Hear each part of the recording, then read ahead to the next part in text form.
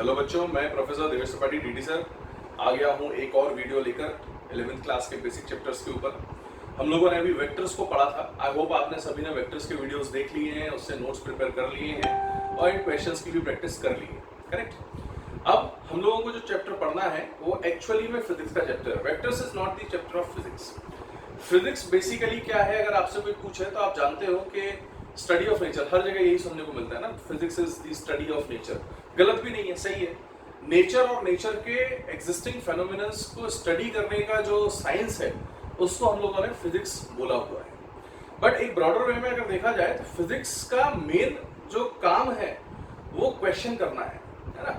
Physics asks how, यानी कोई भी चीज कैसे होती है। तो कोई भी चीज अगर आपके सामने सराउंडिंग में हो रही है, अगर उसमें आप हाउ लगा देंगे तो डेफिनेटली आप एक इसको फिजिक्स का प्रॉब्लम बना सकते हैं।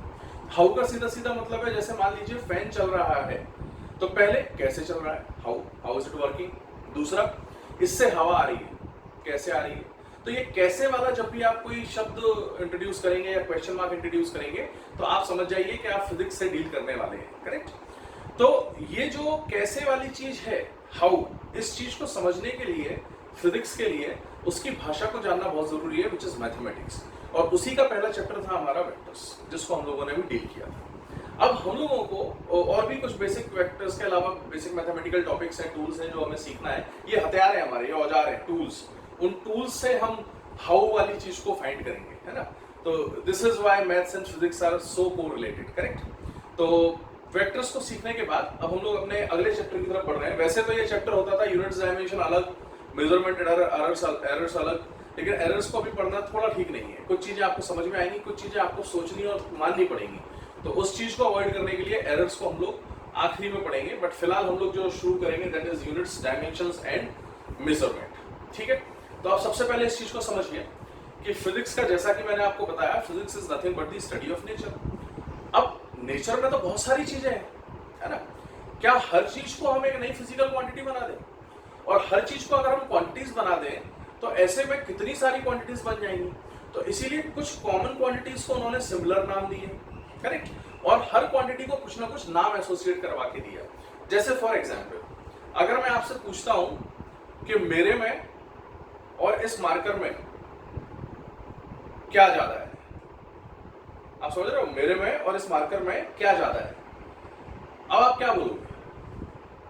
आपको कुछ पता होना चाहिए, कुछ नेचर में है ना। आप बोलोगे हाँ सर आप ज्यादा हो, बट क्या ज्यादा हो, व्हाट ज्यादा।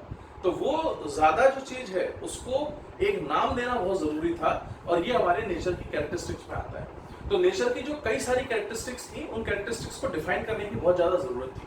जैसे फॉर एग्जाम्पल, मैं अगर आपसे बोलता हूं कि ये मार्कर और ये व्हाइट बोर्ड, इनमें कौन कम है और क्या कम है। अब आपको दिख रहा है ये व्हाइट बोर्ड की एक क्वांटिटी है जो यहां से यहां तक की दूरी को बताती है। कौन सी क्वांटिटी होती है आप लोगों को पता है? लेंथ। और इस मार्कर की लेंथ को अगर आप देखो तो दोनों में कौन ज्यादा है? बोर्ड की लेंथ ज्यादा है। इस मार्कर की लेंथ कैसी है? कम। तो अगर मैं लेंथ वर्ड यूज नहीं करता तो मेरे लिए बहुत बड़ी प्रॉब्लम हो जाती। क्यों? क्योंकि इस बोर्ड का वेट भी ज्यादा है इसके मुकाबले, मास भी इसके मुकाबले ज्यादा है ना। साइज तो ज्यादा था ही, मास भी ज्यादा था। तो अब अगर मैं पूछूं कि कौन ज्यादा है तो आप क्या बोलोगे? और ये और भी ज्यादा कॉम्प्लेक्स कब हो जाता, जब मान लीजिए ये मार्कर को कंपेयर किया मैंने एक लोहे के छोटे से टुकड़े से। अब मैं पूछूं कौन ज्यादा है, तो आप अगर बोलते हो मार्कर ज्यादा है, इसका मतलब you are comparing talking about length. और कोई बोले कि नहीं लोहे का टुकड़ा ज्यादा है, मतलब you are talking about mass. तो ऐसी अलग अलग क्वांटिटीज हमको बहुत ट्रबल कर सकती थी। तो उस ट्रबल को बचाने के लिए हम लोगों ने कई सारी क्वांटिटीज को ऑब्जर्व किया और उनको कुछ नाम दिया। करेक्ट।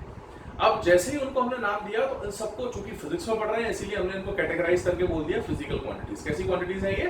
Physical quantities. तो अगर मैं आपसे पूछूं कि सबसे पहले फिजिक्स में हम लोग स्टडी किसको करते हैं? नेचर को। तो physics is nothing but study of nature. Study of nature. तो physics is nothing but the study of nature.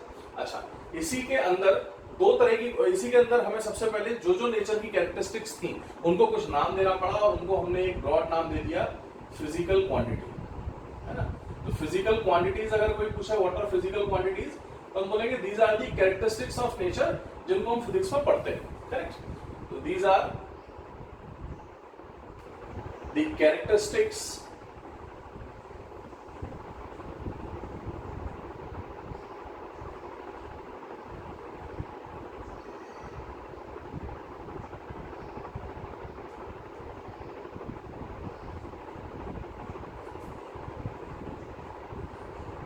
these are the characteristics of nature जिनको हमें फिजिक्स में पढ़ना होता है। तो फिजिकल क्वांटिटीज क्या है? नेचर की कैरेक्टरिस्टिक्स।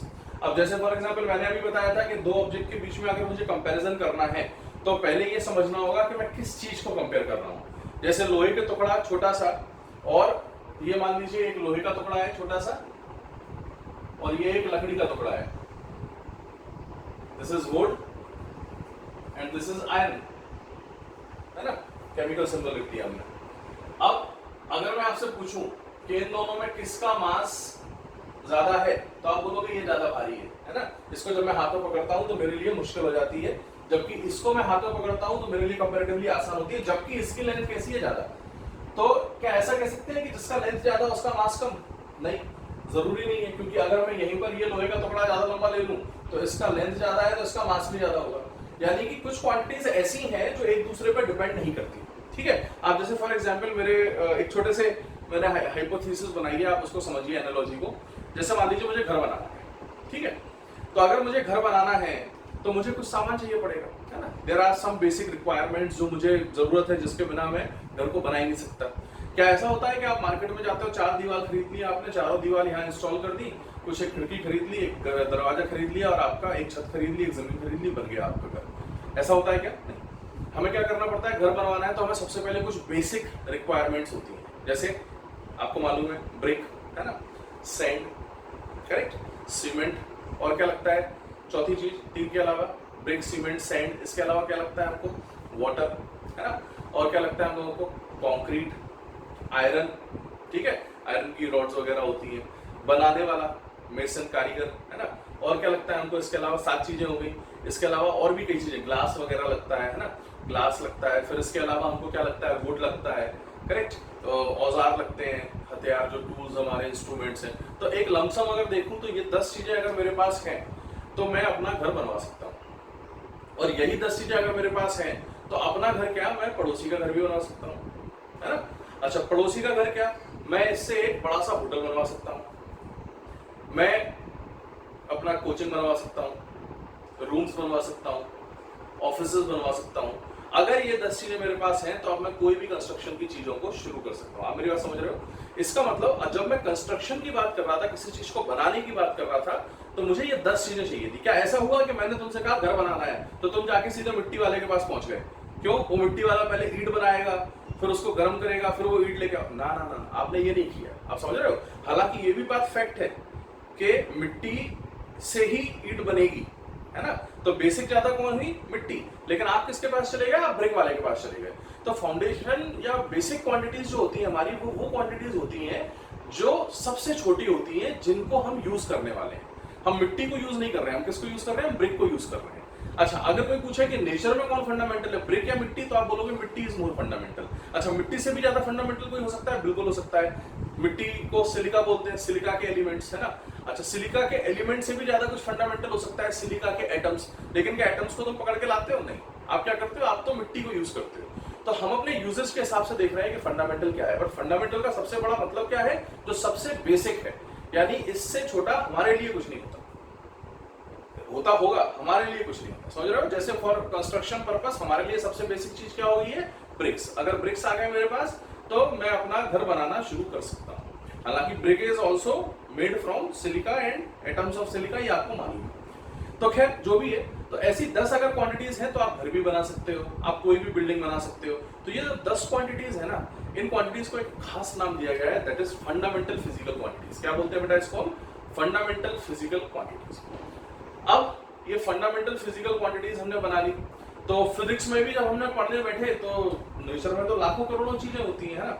जैसे लाइट गिरती है तो लाइट में आप देखो किसी जगह पर आपने देखा होगा कि जब मैं मैग्नीफाइंग ग्लास को पेपर पर रखता हूँ तो पेपर जल जाता है ना। कभी सूरज जो होता है वो ज्यादा चमक रहा होता है, कभी कम चमक रहा होता है। सनसेट और सनराइज पे आप देखो तो उसकी जो शाइनीनेस होती है वो थोड़ी रिड्यूस हो जाती है, करेक्ट। आप देखते हो बिजली कड़कती है तो बहुत ज्यादा अमाउंट ऑफ लाइट हमें एक तरीके से स्पार्कल करते हुए दिखती है ना, घर में स्पार्क्स होते हैं तब हमको स्पार्कल्स दिखते हैं, करेक्ट। हमको ये दिखता है कि भैया मेरे को एक कार में जाना है एक ए पॉइंट से बी पॉइंट तक और प्लेन से जाना है, तो मेरे को कम समय कहाँ लगता है, प्लेन से लगता है, तो ये भी एक फिजिकल क्वांटिटी बन गई, करेक्ट। अच्छा, मेरे में और इस मार्कर में कौन ज्यादा हैवी है, मैं ज्यादा हैवी हूँ, है ना। हम दोनों अगर नीचे किसी बंदे के ऊपर गिरेंगे तो वो बंदा मेरे गिरने से मर जाएगा, मार्कर के गिरने से शायद ना मरे।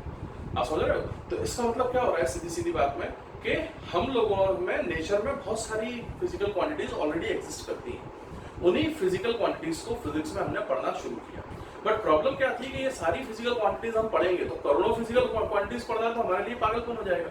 तो हमने सबसे पहले क्या किया, हमने कुछ बेसिक ऐसी क्वांटिटीज बनाई जो एक दूसरे पे निर्भर ना करती। जैसे कंस्ट्रक्शन में ब्रिक और आयरन, लोहे की जो रॉड है, वो एक दूसरे पे निर्भर नहीं करती। यानी ऐसा नहीं है कि मैं ब्रिक से आयरन बना सकता हूँ लोहे की रॉड, या रॉड से मैं ब्रिक बना सकता हूँ, या ऐसा भी नहीं है कांच से मैंने ईंट बना दी और ईंट से मैंने कांच बना दी। It is not possible. तो ऐसी क्वांटिटीज जो एक दूसरे पे डिपेंड ना करें, ऐसी इंडिपेंडेंट क्वांटिटीज को हम लोगों ने फंडामेंटल फिजिकल क्वांटिटीज कहा। आप मेरी बात समझ रहे हैं? तो फिजिकल क्वांटिटीज क्या होती है, कैरेक्टरिस्टिक्स ऑफ नेचर, जिनको हमें स्टडी करना है, और उन कैरेक्टरिस्टिक्स को हमने दो क्लासेस में बांट दिया है। एक जो सबसे बेसिक है, जो किसी पर निर्भर नहीं करती है, और एक जो उन बेसिक क्वांटिटीज पर निर्भर करती है। जैसे दीवार हुई और ब्रिक हुआ। ब्रिक क्या है, फंडामेंटल, और दीवार क्या है, उससे बनने वाली। तो बनने वाली क्वांटिटी को हम क्या बोलते हैं, डिराइव्ड क्वांटिटी अंग्रेजी में। तो इसीलिए हम लोग दो तरह की क्वांटिटीज को डील करते हैं, एक फंडामेंटल और दूसरी derived. Am I clear about this thing? तो बेसिकली हमारे सामने फिजिक्स में ये दो तरह की क्वांटिटीज आनी। मैं इन क्वांटिटीज पर आऊंगा कि कौन सी फंडामेंटल है, कौन सी डिराइव्ड है, वगैरह वगैरह। बट कुछ क्वांटिटीज खास थी जो ज्यादा यूज होती थी पास्ट में। उनमें सबसे पहली क्वांटिटी क्या थी, कंपैरिजन ऑफ लेंथ। लेंथ क्या होता है, आप समझ रहे हो? लेंथ का मतलब होता है दो पॉइंट्स के बीच की दूरी। अब दो पॉइंट्स के बीच की दूरी को अगर मैं लेंथ बोलता हूं तो प्रॉब्लम मेरे सामने कहां आ गई कि मैं जब इस कमरे में खड़ा हुआ तो वहां से यहां तक की जो दूरी थी इसको मैंने लेंथ बोल दिया, लेकिन यहां से यहां तक की दूरी को हम लोगों ने एक नया नाम रख दिया विड्थ, और ये दूरी को हमने नया नाम रख दिया हाइट। यानी कि we were talking about length only, but हम लोगों ने तीन अलग अलग केसेस में तीन अलग अलग नाम रख दिए। अच्छा, ये पूछें कि इसकी यहां से यहां तक की दूरी को आप क्या बोल रहे हो, विड्थ है तो लेंथ ही, यहां से यहां तक की ऊंचाई को हाइट बोल रहे हो, लेकिन है तो लेंथ ही। तो लेंथ बेसिकली उन्होंने ब्रॉड वे में क्लासिफाई कर दिया कि भैया दुनिया में कोई भी दो पॉइंट्स ले लो, उन दो पॉइंट्स के बीच की जो सेपरेशन है उसको हम लोग लेंथ बोलेंगे। तो फिजिकल क्वांटिटीज की जरूरत क्यों पड़ी हमें, सबसे पहले नेचर को स्टडी करने के लिए।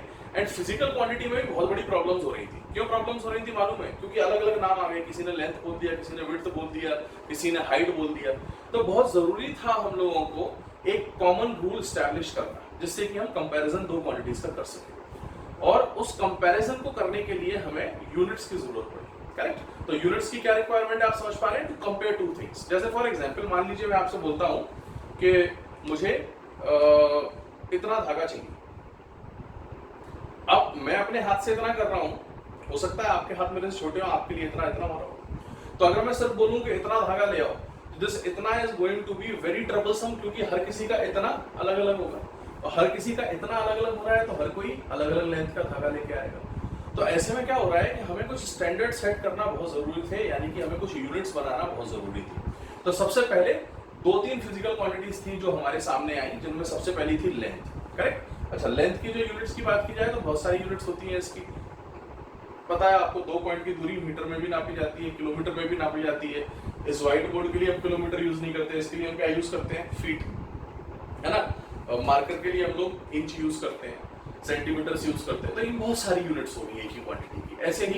ऐसे ही दूसरी क्वांटिटी जो हमारे काम की आई, दैट वाज मास, करेक्ट। अब जब मैं मास की बात करता हूं तो मास के अंदर तीन तरह की, मास में भी बहुत सारी यूनिट्स हो सकती हैं। भैया मास कंपेयर करना है मुझे कंपेयर करना है इस मार्कर का और मेरा मास, करेक्ट। तो इसका मतलब हमें एक यूनिट इससे भी असाइन करना पड़ेगी।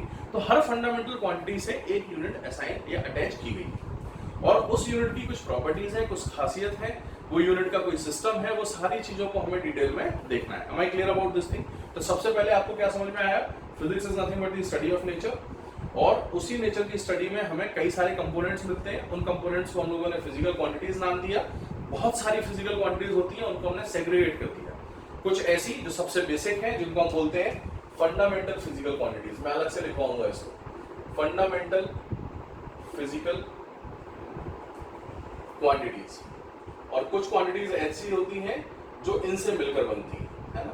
तो फंडामेंटल फिजिकल क्वांटिटीज अगर ट्रू सेंस में देखा जाए तो वो क्वांटिटीज जो किसी पे डिपेंड नहीं करती, जो किसी पे निर्भर नहीं करती, और इन्हीं क्वांटिटीज को स्टडी करने के लिए फिजिक्स में हमें कंपैरिजन करना पड़ता है इन क्वांटिटीज का। जैसे फॉर एग्जांपल मान लीजिए मैं यहाँ पर आप खड़े हुए हो, ठीक है, और आपने एक हैमर पकड़ा हुआ है और वहीं पर आपने एक लकड़ी का टुकड़ा पकड़ा हुआ है, यहाँ एक नेल है, आप हैमर से हिट कर रहे हो और लकड़ी के टुकड़े से हिट कर रहे हो, क्या दोनों से लगने वाला जो फोर्स है वो सेम होगा? नहीं, हैमर से ज्यादा फोर्स लग रहा होगा ऑब्वियसली, है ना।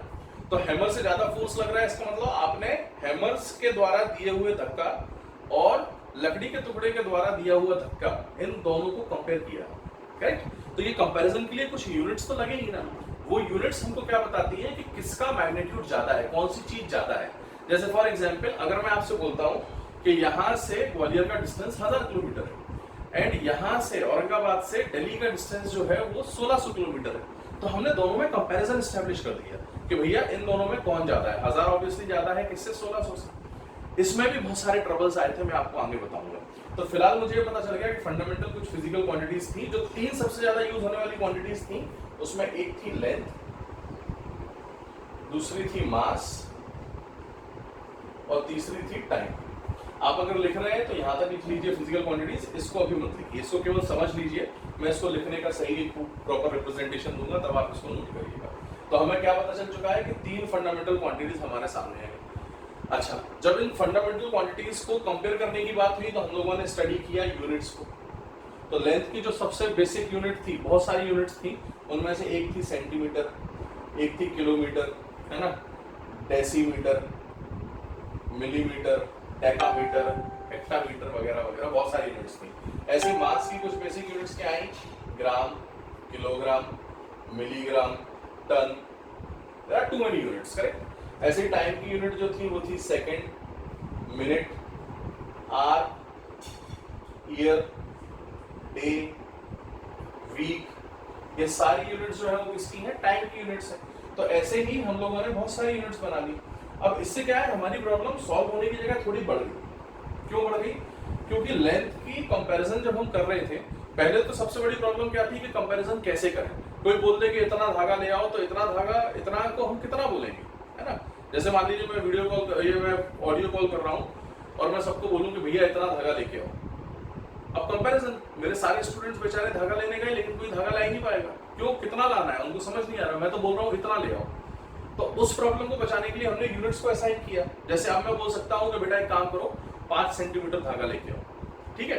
अब सब 5 सेंटीमीटर धागा लेके आएंगे, ये प्रॉब्लम मेरे लिए सॉल्व होगी। लेकिन हुआ प्रॉब्लम एक और, मेरे स्टूडेंट्स जो हैं, यूट्यूब चैनल काफी लोग पढ़ रहे हैं ना, तो हो सकता है कोई विदेश में पढ़ रहा हो, मेरा वीडियो देख रहा हो, तो विदेश वाला भी वीडियो देख रहा है, मान लो ब्रिटेन वाला भी वीडियो देख रहा है, और मैंने बोला कि एक काम करिए 1 यूनिट धागा लेके आइए। अब 1 यूनिट ब्रिटेन वाले के लिए होती है फीट, अमेरिका वाले के लिए होती है यार्ड, अपने लिए होती है मीटर। तो जब मैंने बोला कि 1 यूनिट धागा लेके एक एक्सपेरिमेंट करना है आपको, तो ब्रिटेन वाला तो 1 फीट लेके वो शुरू हो जाएगा एक्सपेरिमेंट करने। यूके वाला, यूएस वाला जो है वो क्या करेगा, वो 1 यार्ड लेके शुरू हो जाएगा और हम 1 मीटर लेके बैठे होंगे। तो अल्टीमेटली क्या हो गया कि तीनों का एक्सपेरिमेंट अलग अलग तरीके से हो रहा है, क्योंकि हमने जो क्वांटिटी बेसिक हमें लेनी थी वो तीनों ने अलग अलग लेंथ की दी है। तो ये हमारे लिए बहुत बड़ी ट्रबल आ गई, है ना। उस ट्रबल को रिमूव करने के लिए हमें कुछ सिस्टम्स बनाने थे, कुछ नॉर्म्स बनाने थे, उन नॉर्म्स पर मैं आऊंगा। तो बेसिकली हो क्या रहा था कि फिजिक्स में ऑलरेडी सबसे पहले फंडामेंटल क्वांटिटीज, कुछ कई सारी क्वांटिटीज थी, ये फंडामेंटल पहले वर्ड यूज नहीं होता था।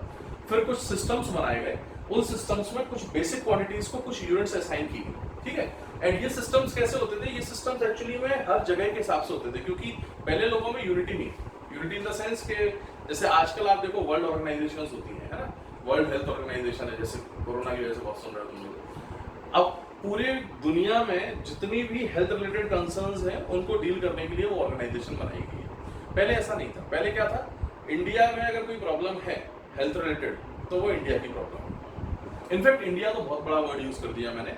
इंडिया के अंदर अगर आप देखो तो कई सारी रियासतें होती थी, हर रियासत की अपनी अपनी प्रॉब्लम होती थी। मान लो किसी रियासत में कोई दिक्कत आ गई तो दूसरी रियासत को उससे कोई मतलब नहीं, यानी there was no unity between all of them. तो अब वो रियासतों को आपस में जब कम्युनिकेट करना है तो उसके लिए वो लोग लैंग्वेज को यूज करते हैं। उसी लैंग्वेज में उन्होंने अपने अपने यूनिट्स को बनाया जो जिनके लिए सिस्टमेटिक या सिंप्लीफाइड हो सकता था।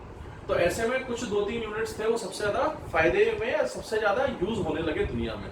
उनमें सबसे पहला एक यूनिट था सीजीएस सिस्टम, इसी को हम लोग बोलते हैं सिस्टम ऑफ यूनिट्स। आप मेरी बात समझ पा रहे हैं हम कहना क्या चाह रहे हैं? मेरी बात आपको निश्चित तौर पर क्लियर हो रही होगी, मैं ऐसा उम्मीद करता हूँ। फिजिकल क्वांटिटीज में यूनिट्स का होना बहुत जरूरी है, ठीक है। तो अगर मैं यूनिट्स की बोलूं तो यूनिट्स को डिफाइन भी कर सकते हैं हम लोग, मैं उसको डिफाइन करवा दूंगा। अभी मैं लिखवाऊंगा आपको प्रॉपर्ली, आप केवल अभी फिजिकल क्वांटिटीज तक इस चीज को नोट करना है, बाकी तो समझो। अब सिस्टम ऑफ यूनिट्स की जब हम बात करते हैं तो सबसे पहला सिस्टम जो हमारे सामने आया जो काफी फेमस हुआ दैट वाज सीजीएस सिस्टम, ठीक है। सीजीएस सिस्टम स्टैंड्स फॉर वही 3 फंडामेंटल सबसे ज्यादा क्वांटिटी सब लोग यूज करते थे, एक थी लेंथ, एक थी मास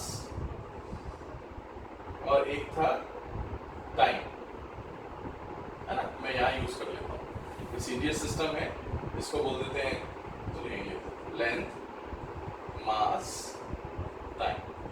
तो लेंथ में यूज करने वाली जो यूनिट आई वो आई सेंटीमीटर, मास की यूनिट जो यूज हुई यहाँ पर C for centimetre, G for gram, and time की जो यूनिट थी वो थी सेकंड। तो ये यूनिट हमारे सामने सबसे पहली बार आई, फ्रांस में सबसे ज्यादा ये यूज होती है ना। फ्रांस में ये यूनिट सिस्टम ज्यादा यूज होता था, फिर वर्ल्ड में भी कई जगह यूज होने लगा, बट सबसे पहले एक तरीके से फ्रांस ने इसको यूज करना शुरू किया। तो फ्रांस ने जब इस सिस्टम को यूज किया तो इस सिस्टम में कई सारे बेनिफिट्स थे और कई सारे लूप होल्स, है ना। उन बेनिफिट्स और लूप होल्स को स्टडी किया गया, करेक्ट। फिर उन्होंने दूसरा एक और सिस्टम था जिसमें FPS सिस्टम बोलते थे। ये सिस्टम सबसे ज्यादा यूज होता था ब्रिटेन में, इंग्लैंड, है ना। FPS सिस्टम ये सबसे ज्यादा ब्रिटिश सिस्टम था ये। एंड चूंकि ब्रिटेन ने भारत के पूरे दुनिया के कई सारे हिस्सों पर राज किया है, इसीलिए ये सिस्टम आज भी कई सारे देश, कई सारी कंट्रीज बहुत ज्यादा यूज करते हैं। And such a system was FPS। इसमें लेंथ जो था उसको हम लोग फुट में या फिर फीट में यूज करते थे, फुट कह लो या फीट कह लो। P यानी कि mass was measured in pounds. And time के लिए सेम यूनिट थी सेकंड्स, यहाँ ज्यादा कलेश नहीं था। लेकिन पता है ये अलग अलग सिस्टम से बहुत सारी ट्रबल होने लगी। क्या ट्रबल भी मालूम है? जैसे फॉर एग्जाम्पल मान लीजिए लेट अस से मैं क्रिकेट मैच खेल रहा हूँ, है ना। I am the captain of Indian team, और जब मैंने मैच खेला तो मैंने अपने जो बॉलर्स हैं, है ना, उन बॉलर्स को कुछ गाइडलाइंस दी और उनको मैंने बोला कि एक काम करो, 150 किलोमीटर पर आवर की स्पीड की बॉल फेंको। तो बॉलर जो था उसने 150 की स्पीड से बॉल फेंकी, जिससे कि क्या है हम लोग एक अच्छा परफॉर्म कर सके, हम लोग थोड़ा एक तरीके से एडवांटेज पे रह सके। तो हमारी पूरी टीम को पता था 150 किलोमीटर पर आवर की स्पीड क्या होती है ना। मैंने उसको अपना भुवनेश्वर कुमार या फिर कौन चल रहा है आजकल, जो भी चल रहा है ना, वो चल रहा है, क्या नाम था उसका, मैं कैसे भूल गया, oh my goodness, I remember, अरे अभी तो आया था यार, Bumrah, he is doing good, है ना। तो बुमराह से मैंने बोला कि भाई सुन, 150 किलोमीटर पर आवर की स्पीड से बॉल फेंक। तो जब उसने बॉल फेंका तो उसकी स्पीड का हम सबको अंदाजा हो गया कि 150 इतनी होती है, ठीक है। अब क्या हुआ, मेरी टीम बैटिंग पे आई और जैसी बैटिंग पर आई तो सबके दिमाग में फीड था, है ना, कि उन्होंने मतलब पिक्चराइज, हम अपनी इमेज बना लेते हैं, हम जो भी चीज पढ़ते हैं ना उसको, जैसे मान लो हिंदी इंग्लिश पढ़ रहे हो, अगर मैं यहाँ लगातार टनाटन इंग्लिश बोलना शुरू कर दूं तो तुम लोग के दिमाग में क्या होगा, तुम लोग का दिमाग एक इमेज पिक्चराइज करने की कोशिश करेगा। जैसे फॉर एग्जांपल कई बार जब हम इंग्लिश बोलते हैं तो याद करो, अगर आपने कभी हिंदी ज्यादा बोली और फिर इंग्लिश मीडियम में कन्वर्ट हुए हो तो आप पहले वर्ड्स को या सेंटेंसेस को इंग्लिश में मन में फ्रेम करते हो और फिर उसको बोलते हो, है ना। This is not happening to those जो इंग्लिश ही शुरू से बोल रहे हैं।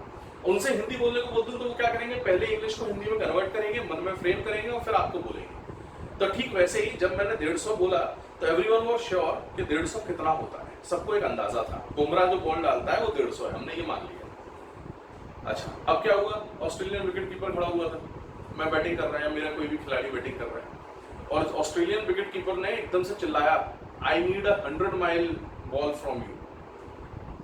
अब 100 माइल पर आवर की बॉल उसने बोल दिया, मेरे को क्या लगेगा? मैं बोलूंगा देख भाई अपना बुमराह डालता है 150 और ये बोल रहा है 100, तो अगर ये 100 बोल रहा है इसका मतलब बॉल आएगी स्लो, और स्लो बॉल बैट पे आती है लेट, करेक्ट? तो मतलब मुझे आराम से रिस्पॉन्ड करना है। जैसी बॉल आई मैंने आराम से रिस्पॉन्ड किया, तूफान की गति से वो बॉल निकल गई, और जैसे ही वो तूफान की गति से बॉल निकली मेरा बैट्समैन जो था वो स्लिप पे कैच आउट हो गया। वो आया मेरे पास रोता हुआ, बोला DT sir what is this happening? 150 का मतलब इतना होता था ना बुमराह वाली स्पीड, ये तो उससे भी ज्यादा तेज फेंक दी इसने। बोल रहा था 100 माइल, उसने हमसे झूठ बोला। मैंने कहा नहीं, उसने हमसे झूठ नहीं बोला, उसने सही बोला, गलती हमारी है। हमें पता नहीं था कि माइल और किलोमीटर में डिफरेंस होता है, समझे कि नहीं? तो ऐसे में क्या होने लगा कि अलग अलग सिस्टम्स में जब यूनिट्स बनी तो उससे बहुत ज्यादा कंफ्यूजन क्रिएट होने लगा, और ये एक्चुअल में रियल वर्ल्ड में होने लगा। ये तो मैंने जो एग्जांपल दिया वो एक हाइपोथेटिकल था, बट रियल वर्ल्ड में ये प्रॉब्लम आने लगी। जैसे फॉर एग्जांपल प्लेन्स जब उड़ते हैं, है ना, तो प्लेन्स अपने रीजन में जब आ रहे हैं तो अपने रीजन में वहां पर मीटर्स की यूज, मीटर पर second, kilometre per hour speed use, ज्यादा किलोमीटर पर आवर यूज होता है। लेकिन वही प्लेन जब ऑस्ट्रेलिया साइड जाएगा तो वहां पर वो लोग माइल्स को यूज करते हैं कि इतने माइल्स पर आवर से आओ, और फिर से वही कंफ्यूजन हो जाएगा, है ना। कोई बोलेगा कि प्लेन की speed x kilometre per hour होना चाहिए, और दूसरा बोल दे कि भाई माइल्स पर आवर कर दो। अब वो माइल्स में कम बोलेगा नंबर, डिजिट कैसा होगा? छोटा। ये आपको याद रखना है, कोई भी यूनिट जो होती है ना, उस यूनिट को दो चीजों से मिलकर बनाया जाता है, एक होता है नंबर और एक होता है फिजिकल यूनिट। और ये दोनों जो होते हैं वो एक दूसरे से इनवर्सली प्रोपोर्शनल होते हैं, यानी कि बड़ा अगर यूनिट है तो उससे एसोसिएटेड नंबर कैसा होगा? छोटा, और छोटा यूनिट है तो एसोसिएटेड नंबर कैसा होगा? बड़ा, करेक्ट? इसको भी मैं रिप्रेजेंट करवा दूंगा। तो आप फिलहाल इस चीज को समझें कि भैया अगर मान लीजिए मैंने बोला फिर से वही, मान लो कोई गाड़ी चल रही थी या प्लेन उड़ रहा था, और प्लेन को मैंने बोल दिया कि भैया एक काम करो, या प्लेन को बोल क्या दिया, प्लेन को मैं चला रहा हूँ, तो प्लेन इंडिया में से जब मैंने चलाया तो गाइडलाइंस मुझे मिल रही थी कि आप एक काम करिए 500 किलोमीटर पर आवर की स्पीड से चलाइए। तो 500 किलोमीटर पर आवर की स्पीड से मैं प्लेन चला रहा हूँ, गुड, सब कुछ सही चल रहा है। अब ऑस्ट्रेलिया पहुंचते पहुंचते जो एटमॉस्फेरिक कंडीशंस है वो चेंज हो गई, और वहां के जो इंस्ट्रक्शंस देने वाले हैं स्टेशंस, उन्होंने हमसे बोला कि एक काम करो, आप लोग 400 मील्स पर आवर की स्पीड पे चलाओ। अब अगर मुझे जानकारी नहीं है यूनिट्स की तो मैं क्या बोलूंगा? 500 kilometre per hour is greater than 400 meals per hour, है ना। तो 500 ज्यादा है, इसका तो मुझे स्पीड कम करनी है, जबकि वो मेरे से क्या बोल रहा था? स्पीड बढ़ाओ। क्यों? क्योंकि 400 माइल्स ज्यादा होता है, गड़बड़ हो जाएगी, एक्सीडेंट हो सकता है। तो ये ट्रबल्स आने लगी, ठीक है। ऐसी ट्रबल्स बहुत सारी जगह आती है ना। जैसे फॉर एग्जांपल शिप्स में आप देख लो, हम लोग यूज क्या करते हैं? किलोमीटर पर आवर, और वो हमसे बोलता है नॉट्स। वहाँ स्पीड किसमें मेजर होती है? नॉट्स। तो अगर मुझे नॉट्स और किलोमीटर पर आवर का रिलेशन नहीं पता तो मैं केवल डिजिट को देखकर कंफ्यूज हो जाऊंगा। तो ये सारी प्रॉब्लम जो है वो अलग अलग सिस्टम्स की वजह से आने लगी जो दुनिया में यूज होते थे, सीजीएस सिस्टम, एफपीएस सिस्टम। अच्छा, कोई बोल सकता है कि सर ये सिस्टम क्यों यूज होते थे दुनिया में, कॉमन क्यों नहीं यूज होता था? क्योंकि उस समय यूनिटी नहीं थी। उस समय कैसा था? हर आदमी अपने अपने, जैसे आप देखो ना, किसी राजा के यहाँ ब्रॉन्ज के सिक्के होते थे, किसी के यहाँ सोने के सिक्के चलते थे, किसी के यहाँ चांदी के सिक्के चलते थे। तो हर राजा की अलग अलग करेंसी थी। अब मान लो सोने के सिक्के लेकर यहाँ पर मेरे यहाँ सिल्वर के, चांदी के सिक्के चलते थे, तो सोने के सिक्के लेकर मेरे यहाँ सामान लेने आ जाए, क्या मेरे लिए उस सोने के सिक्के की कोई कीमत है? नहीं। क्यों? मेरे यहाँ हर चीज किससे मिलती है? चांदी के सिक्के से। तो मैं क्या करूंगा सोने के सिक्के का? समझ रहे हो? मान लो कोई फॉरेन, जैसे आज की तारीख में ले लो, है ना, कोई विदेशी इधर पे आया डॉलर भर के, वहां अपने देश में बहुत अमीर था, है ना, $1000 लेके आ गया है जेब में रखा हुआ। अब $1000 वो तो लिया हुआ है ना, एक्सचेंज है नहीं फॉरेन, क्या काम के मेरे लिए तो कागज के टुकड़े हैं। आप समझ रहे हो नहीं? तो इसीलिए ये वाली प्रॉब्लम होती थी कि सबकी यूनिट्स कैसी थी, अलग अलग, सबने अपने अपने हिसाब से, कन्वीनियंस के हिसाब से बनाया था। अब जैसे फॉर एग्जांपल किसी इलाके में लोहा बहुत ज्यादा है, किसी में चांदी ज्यादा है, तो जहाँ चांदी ज्यादा है उन्होंने अपने हिसाब से चांदी की सिक्कों की यूनिट्स बना ली, किसी के यहाँ अगर लोहा ज्यादा है तो उन्होंने लोहे की यूनिट्स बना ली। तो यूनिट्स जो असाइन करनी थी लोग अपने अपने हिसाब से करते थे, कन्वीनियंस से। सीजीएस सिस्टम फ्रांस का यूज करने में कुछ बेनिफिट थे, इस यूनिट का कुछ फायदा था जिस वजह से सीजीएस सिस्टम को फ्रांस ने अडॉप्ट किया या अडेप्ट किया, करेक्ट। तो वो फायदे क्या थे? सबसे पहले सबसे बड़ा फायदा था कि ये जो सिस्टम है सीजीएस, ये एक मीट्रिक सिस्टम है। कैसा सिस्टम है ये? Metric system.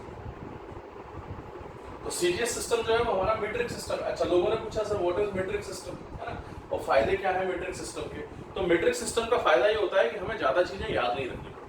We don't have to remember many of the names, correct. In fact हर क्वांटिटी को एक दूसरे इसमें कन्वर्ट करने के लिए सिर्फ एक ही नंबर से मल्टीप्लाई या डिवाइड किया जाता है, दैट इज 10। तो मीट्रिक सिस्टम की सबसे बड़ी खासियत क्या है कि अगर मुझे एक सिस्टम को दूसरे सिस्टम में कन्वर्ट करना है तो मुझे सिर्फ इतना ध्यान रखना है कि मुझे या तो 10 से मल्टीप्लाई करना है या 10 से डिवाइड करना है। तो 10 से मल्टीप्लाई 10 से डिवाइड, जैसे फॉर एग्जांपल मान लीजिए मैंने एक क्वांटिटी ले लिया, लेट अस से ग्राम, ठीक है। अब मुझे ग्राम से थोड़ी सी बड़ी यूनिट चाहिए थी, तो मैंने डेकाग्राम ले लिया, ठीक है। फिर डेकाग्राम से और बड़ी यूनिट चाहिए थी तो मैं हेक्टाग्राम पे आ गया। हेक्टाग्राम से थोड़ा और बड़ा करना है तो मैं किलोग्राम पे आ गया, ठीक है। अच्छा, छोटी में जाना था तो मैंने ग्राम से सीधा किस पर गया, मैं गया ग्राम से डेसीग्राम पर। आगे बढ़ेंगे अपने से। फिर मुझे और छोटी यूनिट चाहिए थी तो मैं डेसीग्राम से किस पे गया, सेंटीग्राम। फिर और छोटी यूनिट चाहिए थी तो सेंटी से किस पर आ गया, मैं सेंटी से आ गया मैं किसके ऊपर, बोलो। सेंटी से मैं आ सकता हूं लेट अस से मिलीग्राम पे। अब आप एक चीज ऑब्जर्व करो, ग्राम और डेकाग्राम में अगर आप देखो तो 10 का अंतर है। 1 डेकाग्राम इज इक्वल टू 10 ग्राम, यानी 10 से मल्टीप्लाई कर दो तो डेकाग्राम आ जाएगा। इस डेकाग्राम को 10 से मल्टीप्लाई करो तो हेक्टाग्राम आ जाएगा। हेक्टाग्राम को 10 से मल्टीप्लाई करो तो किलोग्राम आ गया। तो आप देखो तो 10 10 10 यानी 1000 से मल्टीप्लाई किया ग्राम को तो क्या आ जाएगा, किलोग्राम। तो कितना बढ़िया सिस्टम बन गया है ना। अच्छा, ऐसे ही 10 से डिवाइड कर दो तो डेसी आ जाएगा। फिर 10 से डिवाइड करो डेसी को तो सेंटी आ जाएगा। इसको 10 से डिवाइड करो तो मिलीग्राम आ जाएगा। यानी कि अगर मैं ग्राम को 1000 से डिवाइड कर दूं 10 10 10 तो मिलीग्राम आ जाएगा। तो ये जो बेनिफिट था ना, ये जिस सिस्टम में होता था उस सिस्टम को हम लोग बोलते थे मैट्रिक सिस्टम। ये मैट्रिक सिस्टम का सबसे बड़ा फायदा था कि कन्वर्जन बहुत आसान था। आपको मालूम है एक ही नंबर है जिससे मल्टीप्लाई या डिवाइड करना है, and that is 10। FPS system में ये प्रॉब्लम थी कि यहां पर ये मैट्रिक सिस्टम लागू नहीं होता था। यहां जो सिस्टम यूज होता था दैट वाज नॉन मैट्रिक। ये एफपीएस सिस्टम कैसा था, नॉन मैट्रिक। इससे क्या ट्रबल हो गया मालूम है, इससे सबसे बड़ा ट्रबल ये हो गया कि नॉन मैट्रिक सिस्टम के कारण हमें बहुत सारी चीजें याद करनी पड़ती है ना। जैसे फॉर एग्जांपल याद करो, लेंथ में आप लोगों ने सुना होगा बीघा यूज होता है एक टर्म, है ना। बीघा, एकड़, करेक्ट। हेक्टेयर सुना है आपने, बीघा, एकड़, हेक्टेयर। कोई बोलता है खेत जनरली मेजर होते हैं, तो लोग कैसे मेजर करते थे कि ये 1 बीघा है, ये 1 हेक्टेयर है ना, 1 एकड़ है। अब किसी इलाके में एकड़ चलता है, किसी में बीघा चलता है। और खास बात क्या थी, प्रॉब्लम सबसे बड़ी कि जितना डिफरेंस बीघा एकड़ में उतना एकड़ हेक्टेयर में नहीं है। यानी कि ये यूनिट्स को हमें याद करना बहुत मुश्किल पड़ गया। ऐसे ही याद करो, पुराने जमाने में यूनिट्स का एक बहुत बड़ा जो यूज होता था वो कुछ ऐसा होता था, जैसे फॉर एग्जांपल अभी हम ग्राम किलोग्राम यूज कर रहे हैं। आपने सुना है वो कहावतें होती थी, रत्ती भर औकात नहीं है उसकी। तो रत्ती भर मतलब रत्ती was related to mass, weight, वजन। तो रत्ती एक यूनिट होती थी आपकी किसकी, मास की, मेजरमेंट यूनिट, है ना। ऐसे ही तोला, सोने को मेजर करते हैं तो क्या यूज होता है, तोला।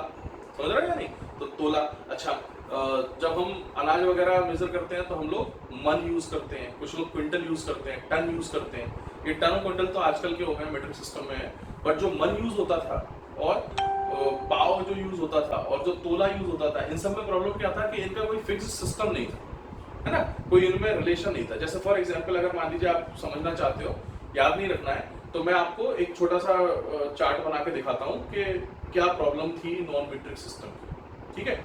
जैसे ये एक पुराना सिस्टम है ना, ये ब्रिटिशर्स यूज करते थे तो इंडिया में बहुत ज्यादा चलता था। तो ये सिस्टम को अगर आप ध्यान से देखो तो यहाँ कुछ वर्ड्स आपने सुने होंगे, कुछ नहीं भी सुने होंगे। जैसे रत्ती वर्ड यूज होता था, है ना। तो 8 रत्ती मिलाओगे तो 1 माशा बनता था, और 4 माशा मिलाओगे तो 1 तोला बनता था। तोला आपने सुना होगा। ऐसे ही 5 तोला मिलाओगे तो उससे 1 छटाक। तो कोई बोले कि मेरे को 1 छटाक चावल चाहिए, तो वो कितना चावल मांग रहा है, 5 तोला। और अगर रत्ती में हम यूज करें तो कितना हो जाएगा, इसको जो भी उसकी कन्वर्जन होते होंगे, है ना। 5 तोला बराबर 4 माशा, तो एक तरीके से 4 माशा इज 1 तोला, है ना। तो 5 तोला विल बी 20 माशा, और 20 माशा का मतलब हो जाएगा 1 माशा 8 रत्ती है, तो 20 यानी 2 8 1 60, करेक्ट। तो ऐसे वो कन्वर्ट करते थे। तो ये जो यूनिट्स होते थे ना, ये जैसे ये देखो 5 तोला बराबर 1 छटाक, छटाक भी यूनिट था, 4 छटाक बराबर 1 पाव, 4 पाव 1 सेर होता था, लेकिन 40 सेर होता था 1 मन। तो आप देखो कोई यूनिफॉर्मिटी नहीं है, ये 8 है, ये 4 है, ये 5 है, ये 4 है, 4 है, 40। There is no uniformity. तो यहाँ क्या होता था प्रॉब्लम कि हमें ये सब चीजें याद रखनी पड़ेंगी। ये सारे कन्वर्जन अगर हमें याद है तो हम ये सब चीजें डिस्कस कर पाएंगे, अदरवाइज हम डिस्कस नहीं कर पाएंगे। ये बहुत बड़ा प्रॉब्लम था इस एफपीएस सिस्टम का। तो सीजीएस और एफपीएस में अगर कोई पूछे कौन ज्यादा बेटर था, तो आप क्या बोलोगे? CGS was better. क्यों? ठीक है, इसमें भी कुछ प्रॉब्लम्स थे, बट इससे अच्छा था। क्यों था? क्योंकि ये मीट्रिक सिस्टम था। मीट्रिक सिस्टम का फायदा ये होता है कि हमें ज्यादा क्वांटिटीज याद रखने की जरूरत नहीं है। हम सिमिलर टर्म्स, जैसे फॉर एग्जांपल यहाँ डेकाग्राम लिख रहे हैं, अगर मीटर में यूज करें तो डेकामीटर हो जाएगा। जबकि वहां प्रॉब्लम क्या था कि एरिया के लिए एकड़, बीघा, हेक्टेयर ये सब यूज हो रहे हैं। तो अब फिर अलग से ऐसे ही एक सिस्टम बन जाएगा लेंथ के लिए, ऐसे ही एक बन जाएगा टाइम के लिए, हर चीज के लिए अलग सिस्टम बन जाएंगे।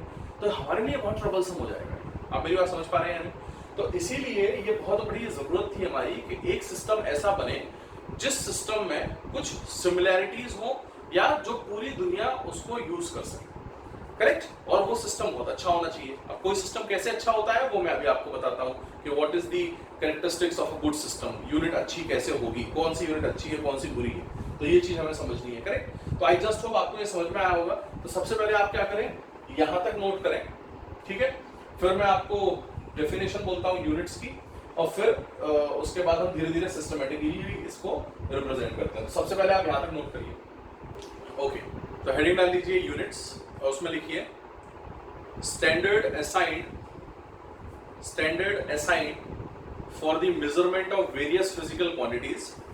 Standard assigned for the measurement of various physical quantities which should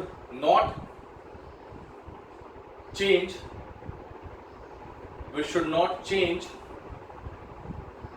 or get affected by the surrounding conditions. Which should not change or should be affected by the surrounding conditions. Correct? तो ये हमारे unit की definition थी कि unit actually क्या होती है। इसमें एक खास बात आपको ध्यान रखनी है, और वो सबसे खास बात क्या है कि अगर मैं किसी भी फिजिकल क्वांटिटी की बात कर रहा हूँ, फिजिकल क्वांटिटी, तो उसकी जो यूनिट होती है वो दो चीजों से मिलकर बनती है। एक होता है उससे एसोसिएटेड नंबर, और दूसरा उसके सिस्टम या फिजिकल क्वांटिटी से एसोसिएटेड यूनिट। तो नंबर और यूनिट से मिलकर हमारी कोई भी फिजिकल क्वांटिटी को हम डिफाइन करते हैं या कंपेयर कर सकते हैं। इसमें सबसे खास बात जो है वो ये है कि number is inversely proportional to unit. Number inversely proportional to unit का मतलब समझते हो? ये लिख लेना, number inversely proportional to unit का मतलब होता है कि अगर बड़ी यूनिट है तो नंबर छोटा होगा। जैसे for example 1 kilogram equal to 1000 gram, ये यूनिट बड़ी है किलोग्राम, ये यूनिट छोटी है। ये बड़ी यूनिट है तो इससे एसोसिएटेड नंबर कैसा था? छोटा। और ये छोटी यूनिट है तो इससे एसोसिएटेड नंबर कैसा है? बड़ा। तो बड़े यूनिट के साथ छोटा नंबर अटैच होता है और छोटे यूनिट के साथ बड़ा नंबर होता है for comparison of similar quantities. आप मेरी बात समझ पा रहे हैं या नहीं? तो इसको आप याद रखिएगा सबसे पहले। अब कोई भी यूनिट अगर आप बना रहे हो तो ऐसा थोड़ी ना है कि मन मर्जी कुछ भी यूनिट बना लो, उससे तो ये ट्रबल हो जाती है जो हमने भी पढ़ी थी सीपीएस वगैरह वाली। तो इसीलिए कुछ एक यूनिट बनाने के लिए कुछ एक स्टैंडर्ड सिस्टम बनाना बहुत जरूरी था। क्या हुआ कि धीरे धीरे लोग पढ़े लिखे होने लगे, मिलने लगे आपस में, है ना, एक दूसरे से देश के लोग मिलने लगे, तो लोगों में सामाजिक व्यवहार बढ़ा, सोशल लाइफ इन्फ्लुएंस बढ़ा। तो जब ये सब चीजें इंक्रीज हुई तो बहुत जरूरत हो गई एक ऐसा कमिटी डिसाइड करने की जो इन सब चीजों को गवर्न कर सके। तो सबसे पहली बार ये जो कमिटी थी वो 1971 में एकत्रित हुए थे, और उन्हीं लोगों ने कुछ छोटे छोटे डिस्कशंस किए। हम उस पर डिटेल में आएंगे। पहले उन्होंने ये सोचा कि कौन सी यूनिट या एक अच्छे यूनिट की कैरेक्टरिस्टिक्स क्या क्या होनी चाहिए। तो बेसिकली ये 4 कैरेक्टरिस्टिक्स सभी लोगों ने धूड़ धाड़ के सामने लाए। मैं एक करके इनको समझाता हूँ। सबसे पहली कैरेक्टरिस्टिक जो है एक अच्छी यूनिट की वो है value should not change with time और प्लेस एक्सेट्रा। ये बहुत जरूरी था कि वैल्यू जो है उसकी वो समय के साथ या जगह के साथ बदले ना। जैसे फॉर एग्जांपल मुझे 1 किलोग्राम या 1 मीटर लेंथ मेजर करनी थी, तो उन्होंने लोहे का एक टुकड़ा काटा और 1 मीटर का हमको दे दिया। ठीक है, अब हमारे पास फायदा क्या था कि ऐसे कई सारे टुकड़े अगर मैं काट देता हूँ लोहे के तो ये 1 मीटर बन जाएगा। अब मैं अगर इसकी यूनिट को 1 मीटर डिफाइन करता हूँ तो किसी को कोई दिक्कत नहीं होगी। लेकिन प्रॉब्लम्स कब होने लगी? जब गर्मियां आई। जैसी गर्मियां आई ये लोहे का जो टुकड़ा था वो थोड़ा सा एक्सपैंड कर गया, जैसे ही वो एक्सपैंड किया, अब जो 1 मीटर था वो बदल गया। सोचो मैंने पहले लेटर से सर्दियों में एक खेत नापा या कोई एक प्लॉट नापा और वो इस लोहे के टुकड़े को यूज किया, ऐसे 10 टुकड़े रख दिए तो 10 मीटर का, और ऐसे 20 टुकड़े रख दिए तो 20, तो 10 बाय 20 का एक प्लॉट बना दिया। और जब गर्मियों में मैं गया तो ये एक्सपैंड हो चुका था। अब जब उस 10 मीटर को मैं नापूंगा तो वो कितना रह जाएगा, हो सकता है 7-8 रह जाए। तो जो ओनर है प्लॉट का वो तो लड़ेगा मेरे से, क्यों लड़ेगा, वो क्या बोलेगा, सर ये क्या, मैं तो 10 मीटर मांगा था, आपने मुझे 7 मीटर दिया है, जबकि मुझे पता है कि मैंने 10 ही दिया था। आप समझ रहे हो कि नहीं? तो ये ट्रबल्स क्रिएट हो जाएंगी। तो इसीलिए हमें जो भी स्टैंडर्ड असाइन करना है यूनिट्स का, वो चेंज नहीं होना चाहिए। That should not change with time और प्लेस। यानी कि अगर मैं मीटर यूज कर रहा हूँ, डिफाइन कर रहा हूँ, तो मीटर ऐसे डिफाइन करूँ कि वो जगह जगह पे समय समय पर बदले ना, क्योंकि वो बदल गया तो सब खेल हो जाएगा। समझ रहे हो? नहीं ऐसे ही मास की यूनिट हो या किसी भी यूनिट हो, उसको चेंज नहीं होना चाहिए समय के साथ। मान लो लोहे का टुकड़ा लिया, ठीक है, उसको अच्छे से मैंने एटमॉस्फेयर वगैरह में रखा था, लेकिन उसमें जंग लग गई। अब उसमें जंग लग गई तो उसका मास रिड्यूस हो जाएगा। कोई बोलेगा कि सर लोहे के टुकड़े का लेंथ चेंज हो चाहे कुछ भी चेंज हो, मास चेंज नहीं होगा, है ना, डेंसिटी की वजह से। लेकिन भैया मान लो उसमें जंग लग गई, पानी गिर गया उसमें, तो रस्ट की वजह से तो उसका वैल्यू रिड्यूस हो जाएगा मास का। तो ऐसी चीजों को या ऐसी क्वांटिटीज को हम लोग यूनिट्स में अच्छी यूनिट नहीं मानेंगे जो समय के साथ चेंज हो, है ना। अब मैंने इसको यूनिट कर दिया होता 1 मीटर, तो ये तो चेंज हो जाता समय के साथ। तो इसलिए good unit is that whose value should not change with time and place etc. Second, should be well defined. Well defined होना बहुत जरूरी है ना। ऐसा नहीं कि मैं आपसे बोलूं ये 1 मीटर है, मेरे हाथ में अथॉरिटी थी, मैंने बोल दिया ये 1 मीटर है। अब यही 1 मीटर, अभी 1 मीटर था, मेरे हाथ में कल दर्द हो रहा था तो मैंने इतना कर दिया कि आज ये 1 मीटर हो जाएगा। प्रॉब्लम हो गई। पहले 1 मीटर इतना था, इतना हो गया। समझ रहे हो? या आपका हाथ मेरे से छोटा है, आपने इसको बोल दिया कि सर ने कहा था कि ये 1 मीटर होता है, तुम्हारा हाथ छोटा था, तुम्हारे लिए 1 मीटर ये आ रहा है। अभी दोनों 1 मीटर अलग अलग हो गए ना। तो अल्टीमेटली यूनिट जो है वो अच्छे से डिफाइंड होनी चाहिए, ऐसी डिफाइंड होना चाहिए कि हाँ भाई हर जगह वो सिमिलर रिजल्ट दे, है ना। तो ये सेकंड केस आ गया। Third, it must be reproduced whenever needed, है ना।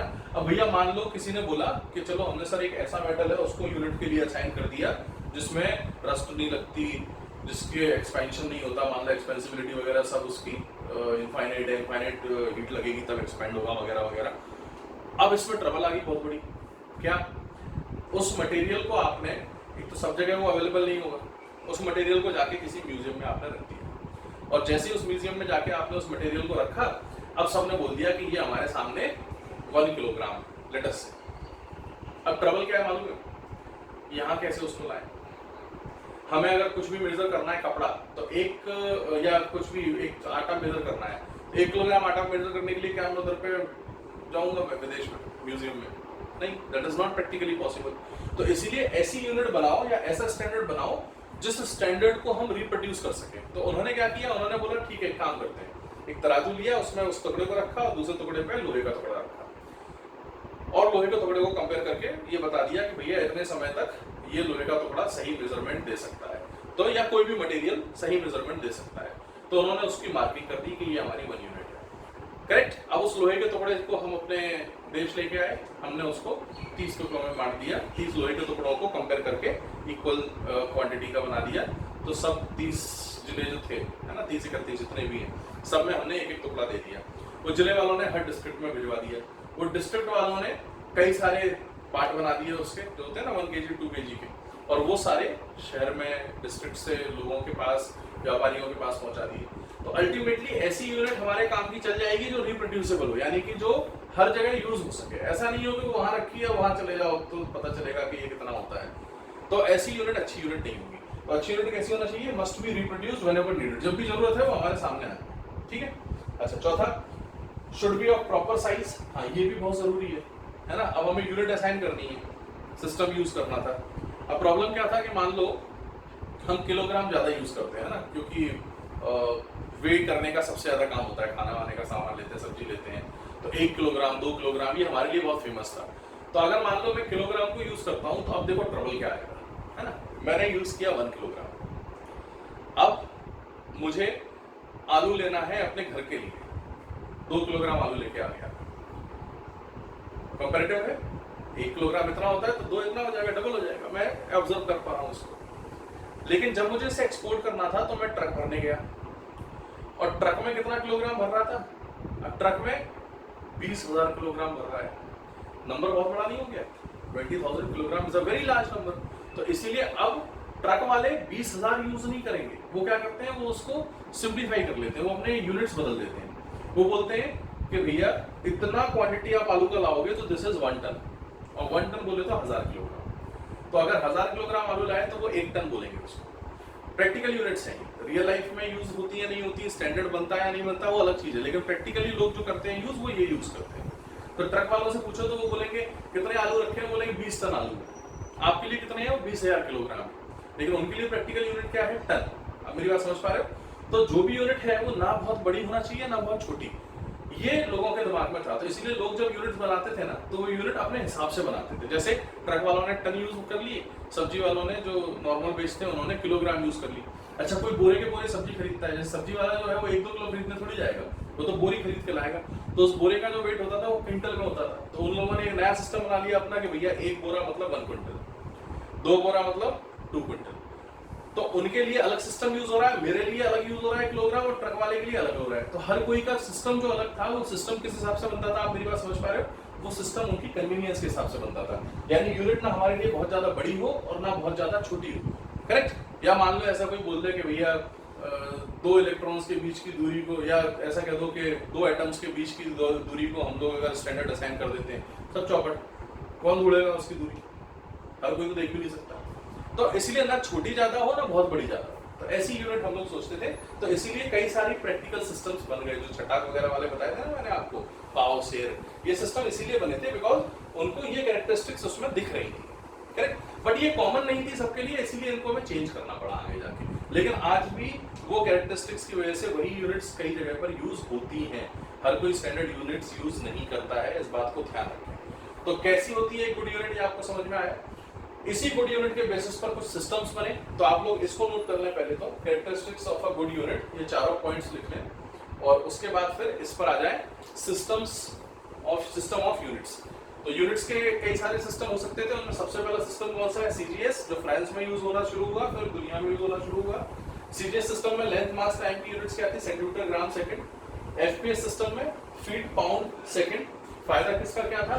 सीजीएस वाज मीट्रिक, ये सब नोट कर सकते हो आप। CGS was metric. Metric system क्या होता है? एक ऐसा सिस्टम जिसमें एक यूनिट को दूसरे यूनिट में कन्वर्ट करने के लिए सिर्फ 10 से मल्टीप्लाई या डिवाइड करना होगा, करेक्ट? तो आप इसको अपनी भाषा में लिख लीजिए। और ये जो एफपीएस था, इसका प्रॉब्लम था नॉन मीट्रिक। तो इन दोनों के बाद एक तीसरा सिस्टम ऑफ यूनिट आया था जो काफी ज्यादा ब्रॉडली यूज होने लगा, दैट वाज एमकेएस सिस्टम। मैं आपको बता देता हूं क्या है। ओके, तो ये जो सिस्टम था एमकेएस सिस्टम, ये काफी ज्यादा यूजफुल था। इसमें भी वही 3 क्वांटिटीज को डिस्कस किया गया, length, mass, time.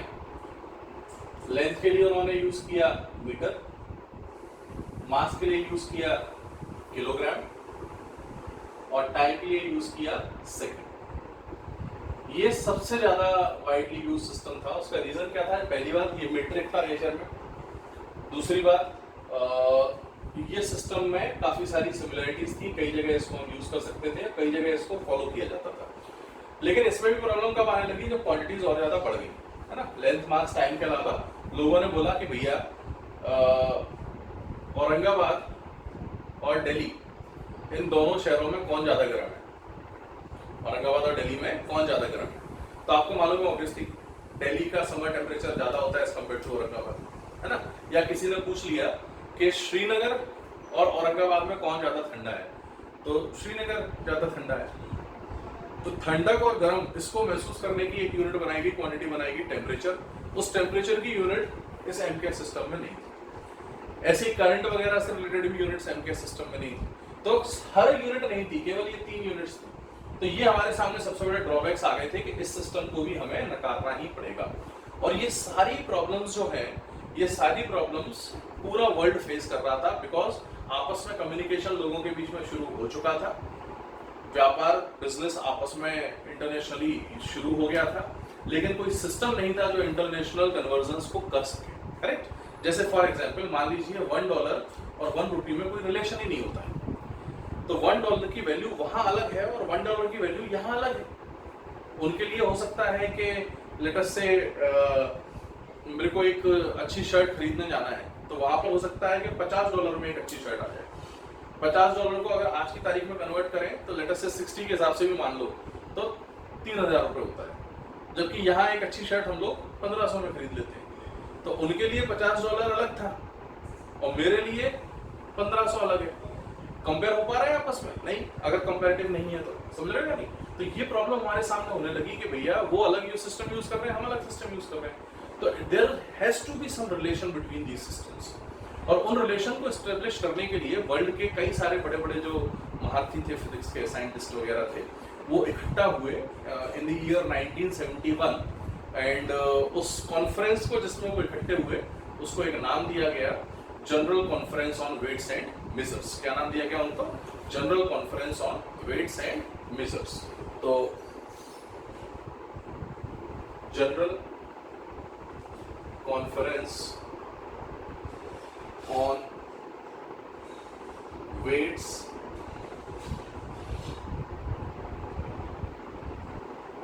And measures, ये सबसे पहली बार लोगों की मीटिंग हुई, कॉन्फ्रेंस हुआ, और ये कब हुई? इन 1971।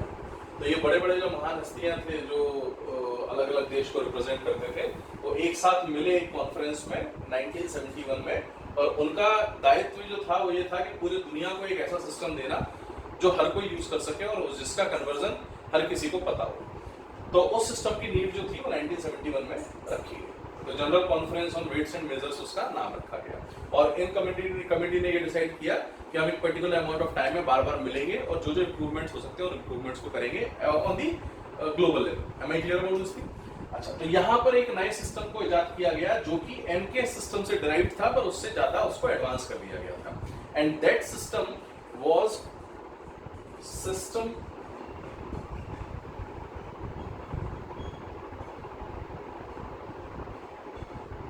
Day la international. ये सिस्टम का नाम रखा गया क्योंकि फ्रेंच में ये सिस्टम बना था, फ्रांस में ये सब कमिटीज बैठी थी, तो इसीलिए इस सिस्टम का नाम रख दिया सिस्टम डे ला इंटरनेशनल, जिसको अंग्रेजी में कन्वर्ट करके एस और आई को लेके एसआई सिस्टम बना दिया गया। नाम क्या रख दिया इसका हमने? SI system.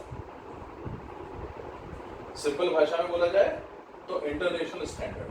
तो एसआई सिस्टम क्या है हमारा? International standard. स्टैंडर्ड यानी कि जो पूरी दुनिया यूज करेगी। तो इंटरनेशनली यूज होने वाले जो स्टैंडर्ड थे उसको हम लोगों ने एसआई सिस्टम दिया नाम, और ये एसआई सिस्टम इस कॉन्फ्रेंस में निकल के आया। इस एसआई सिस्टम के अनुसार इन्होंने दुनिया भर की जितनी भी फिजिकल क्वांटिटीज थी उन सारी फिजिकल क्वांटिटीज को दो कैटेगरी में बांट दिया, एक फंडामेंटल और एक उन फंडामेंटल से बनने वाली। तो एक इंडिपेंडेंट क्वांटिटीज, दूसरी डिपेंडेंट। इंडिपेंडेंट का नाम रख दिया फंडामेंटल क्वांटिटीज और डिपेंडेंट का नाम रख दिया क्या? Derived quantities. तो यहां से मेन फंडामेंटल क्वांटिटीज बनी।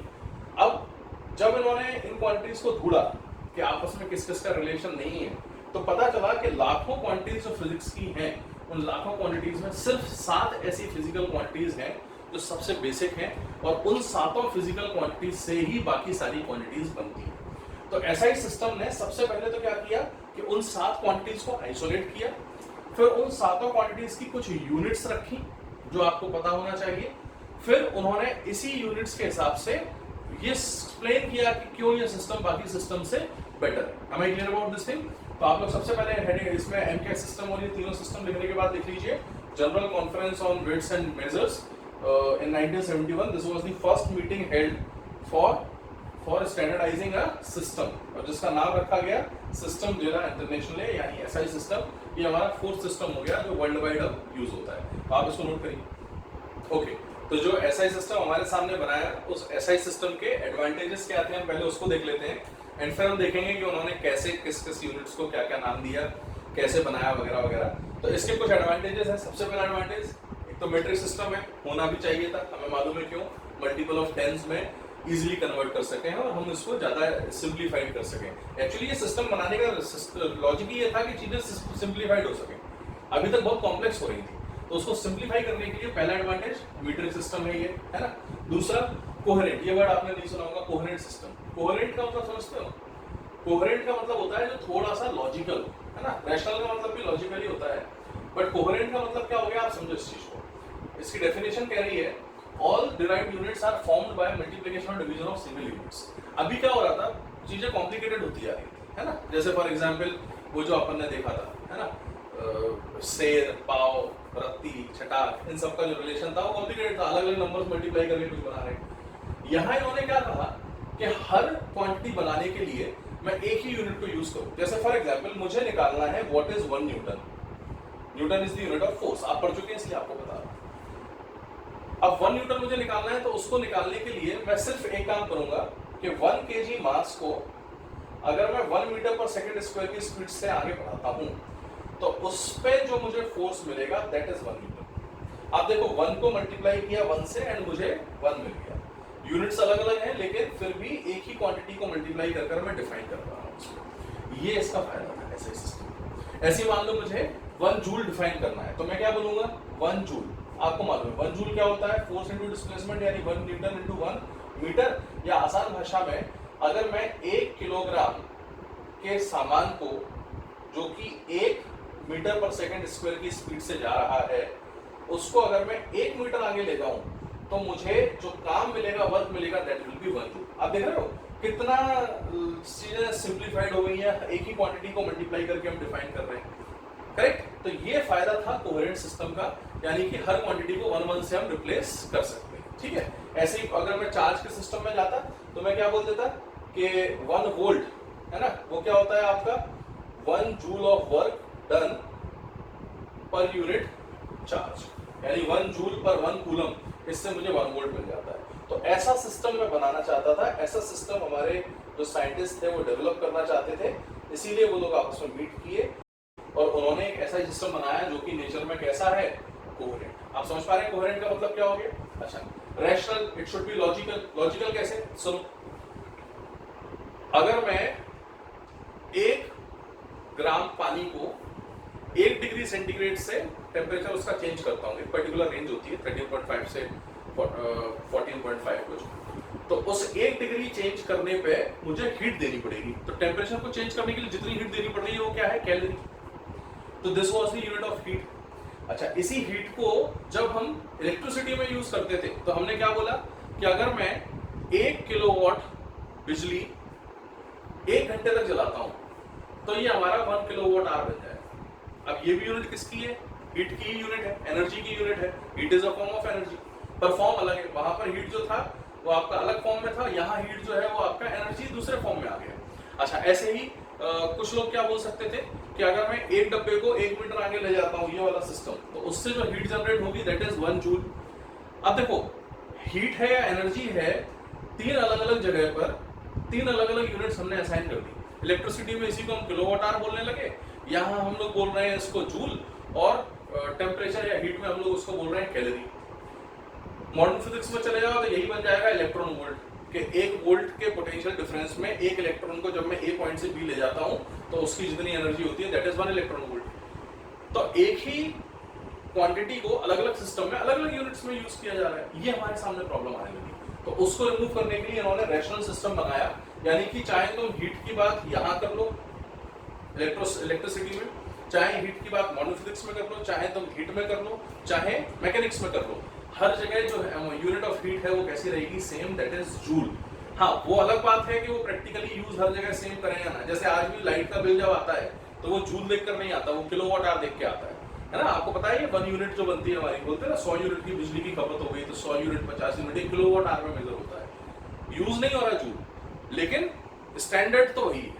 तो ऐसा ही सिस्टम का स्टैंडर्ड क्या था कि सब जगह एक क्वांटिटी की एक ही यूनिट हो, तो इसलिए ऐसा लॉजिकल सिस्टम बनाया rational system. Last, easy and practical. Practical होना चाहिए, इजी होना चाहिए। ऐसा नहीं होना चाहिए कि यहाँ से सूरज की जो दूरी है उसको हम 1 यूनिट असाइन कर देते हैं, फंस जाएंगे। क्यों, अब मुझे 2 यूनिट चाहिए, कहाँ तक जाऊंगा, या मुझे पता करना है कि बताओ ये मार्कर की कितनी लेंथ है, क्या बोलोगे 1/, कहाँ तक डिवाइड करोगे।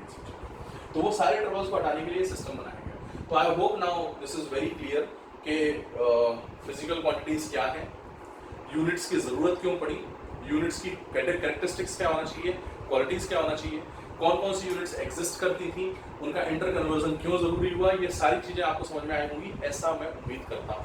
तो आप इसको अच्छे से नोट कर लीजिए। नेक्स्ट सेशन में हम लोग ये पढ़ेंगे कि फंडामेंटल और डिराइव्ड फिजिकल क्वांटिटीज जो बनी वो फिजिकल क्वांटिटीज कौन कौन सी होती हैं। बेसिक कुछ डेफिनेशंस भी देखेंगे, सबके नहीं देखेंगे, बहुत ज़्यादा यूजफुल नहीं है, बट कुछ को मैं समझाने की कोशिश करूंगा। तो कुछ डेफिनेशंस मैं आपको एक्सप्लेन करूंगा। आपका टास्क है, आप लोग क्या करो, एनसीईआरटी में आप देखोगे तो उसमें लेंथ, मास, टाइम 7 फंडामेंटल क्वांटिटीज दे रखी है। पहला 7 फंडामेंटल क्वांटिटीज रीड करो, उनकी डेफिनेशंस को भी रीड करो, एक बार समझने की कोशिश करो कि उसमें डेफिनेशंस में वो क्या बोल रहे हैं कि 1 मीटर इक्वल टू व्हाट, है ना, 1 मीटर को कैसे डिफाइन किया, वो रीड करके देखो। अजीब सी यूनिट्स दिखाई देगी, अजीब सी, आप पढ़ के देखो उसको रीड करो। अगले वीडियो में मैं आपको हेल्प करूंगा उनको समझने में, एंड आई वुड लाइक कि आप इसको note it down. See you, thanks for watching.